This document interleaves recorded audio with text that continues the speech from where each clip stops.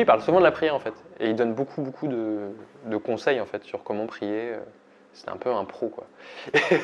Et à un moment donné, il dit avant d'aller faire ton offrande à l'autel, pardonne à tes frères. Et en fait, ce qu'il veut dire par là, c'est que toute animosité, toute rancœur, toute pensée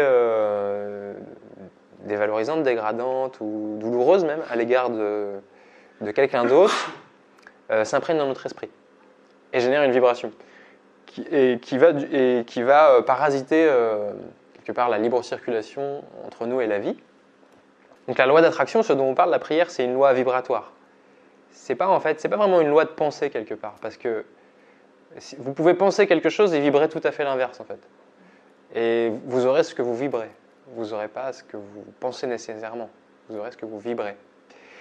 Et quand vous êtes par exemple en train d'accuser quelqu'un ou en conflit avec quelqu'un, d'ailleurs si vous ressentez, et au premier on apprend à faire ça, on s'aperçoit que quand on est en colère, la première personne qui souffre c'est nous-mêmes.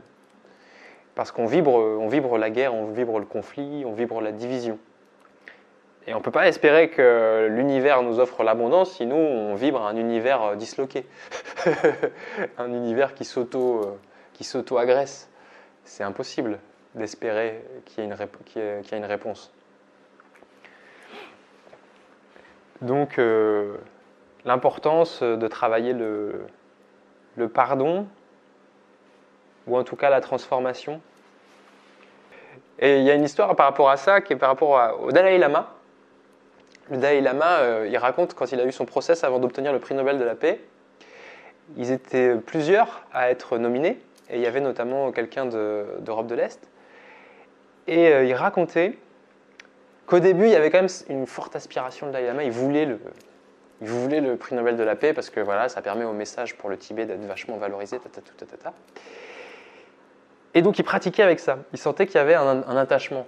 Parce qu'il se disait, voilà, grâce à ça, la communauté mondiale va être sensibilisée pour ma cause et tout. Et il a pratiqué jusqu'à lâcher, en fait, et à se dire, mais en fait, ce qui compte, c'est la vie, quoi. Et peut-être que la cause de cette personne, en fait, elle est plus importante pour la vie actuellement. Il y a plus d'êtres qui vont en bénéficier que ma cause à moi. Et il raconte que vraiment, dans sa méditation, il a lâché, quoi.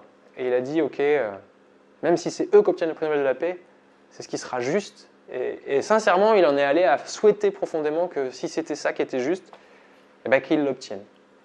Bon, finalement, il a obtenu le prix Nobel de la paix. C'est lui qui l'a eu. Mais c'est intéressant de voir que ce cheminement intérieur où, pour moi, le pouvoir s'obtient quand on y a renoncé, quelque part. C'est-à-dire que c'est quand on lâche que tout devient fluide. Et c'est pareil... Bon, par exemple, très souvent, on peut en parler par rapport au rapport de séduction avec les filles, par exemple.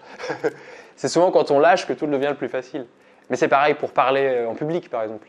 C'est quand on lâche que tout devient le plus facile. Et c'est pareil pour tout, en fait. Quelque part, il y a une maîtrise dans le fait de se détacher. Et ça aussi, c'est super important en visualisation créatrice, enfin en pensée créatrice, en loi d'attraction. C'est le fait de réussir à être détaché, quelque part. D'ailleurs, tu veux quelque chose, tu le veux vraiment, mais quelque part, tu es capable de lâcher prise. C'est ça aussi, réussir, je pense. En fait, c'est vraiment une posture globale, parce que on peut la retrouver dans tous les aspects de la vie. Parce que même je ne suis pas parent, mais je pense que être parent, ça serait un peu ça aussi. Réussir à vouloir le meilleur pour ton enfant, et à la fois, il est libre, quoi. C'est pas évident, mais, mais je pense que c'est cette posture-là qui fait que le meilleur arrive, en fait. Qui fait que le meilleur arrive. Et